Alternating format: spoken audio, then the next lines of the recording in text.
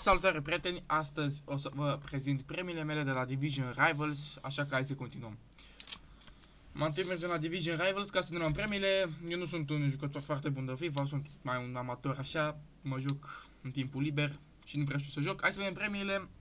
Avem 3 opțiuni, a fost rang 3, divizia 7 dacă nu mă înșel. Avem așa 25 de puncte Foot Champions și 27.000 de coins. Avem un rar Electrum Player Spec, un Jumbo Gold Pack și încă un Jumbo Gold. Nu, ăsta e Jumbo Gold Pack normal și 25 de Foot Champ Points, dar sunt untradeable, adică nu voi putea vinde jucătorii.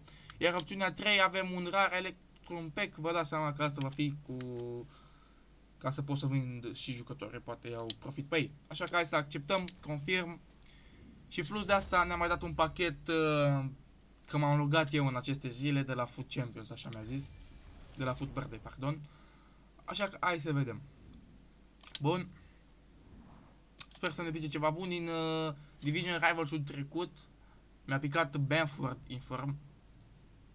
Și destul de bunicel. După cum vedeți, am un record care vorbește pentru mine, ca să zic așa.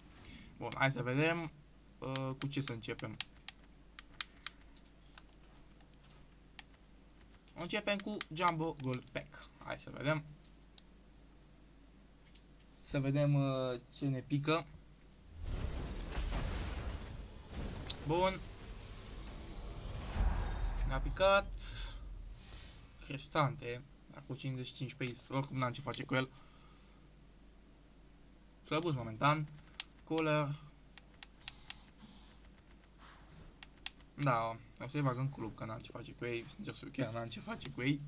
Trecem la următorul pack. Jumbo. Sper la un walkout măcar.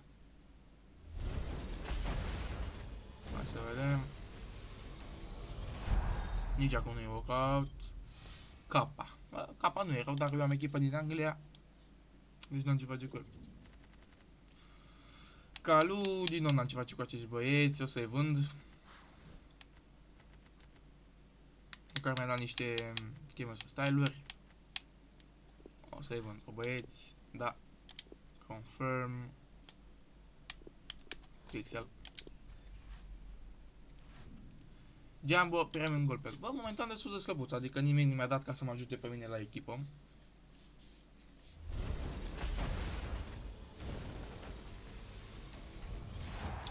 Ok, e Bordeam. De la Paris Saint-Germain este Joan Bernat.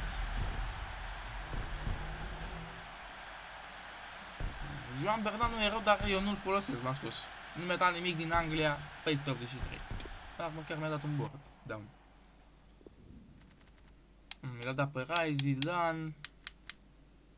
Da. Slăbuțe pachetele, sincer să fiu, probabil joia viitoare vor fi mai bune. Da. La club cu voi, vă dați seama că o să-i vând pe toți.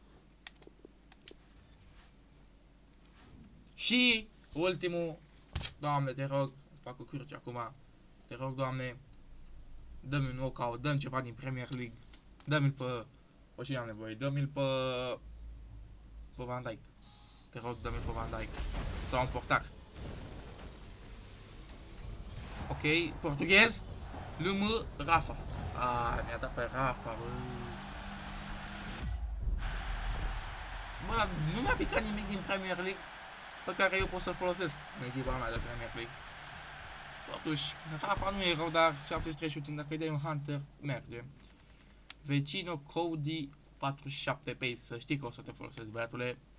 Te vezi, n-am ce face cu el, Bruno Perez, n-am ce face și restul. Ia să un pic, compar price. Cât costă Rafa? 2000.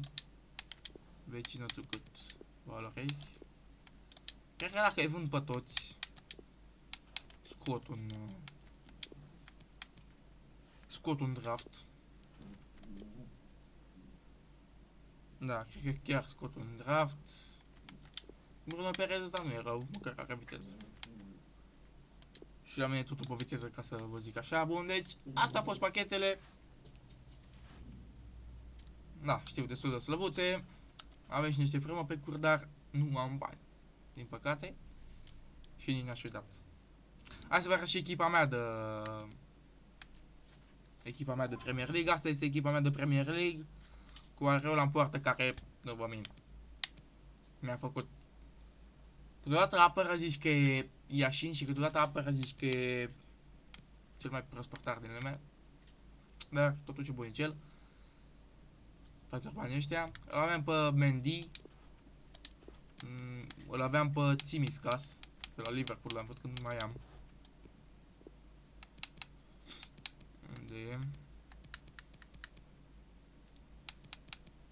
Nu l-am vândut pe Tsimiskas, l-aveam pe Tsimiskas, Davinson Sanchez care îmi place, Gomez care îmi place, ăsta James care îmi place. După pe linia de mijloc l-avem pe Sissoko, pe care l-am luat doar pentru această forță a lui de 89 physical. Havertz nu-mi place de nicio culoare, adică jocul ăla mi se pare prea încet, nu știu, nu prea îmi place. După Zaha, care e zeu, adică e forță. Benford, care mi-a picat din Division Rivals, din premiile astea, ziua trecută, adică din inform. Jesus, pe care l-am luat eu, și Shaqiri, care mi-a picat el. Da, cam asta este echipa. Sper că v-a plăcut. Dacă v-a plăcut, să aveți o zi bună. Toate cele bune. La revedere. Pa!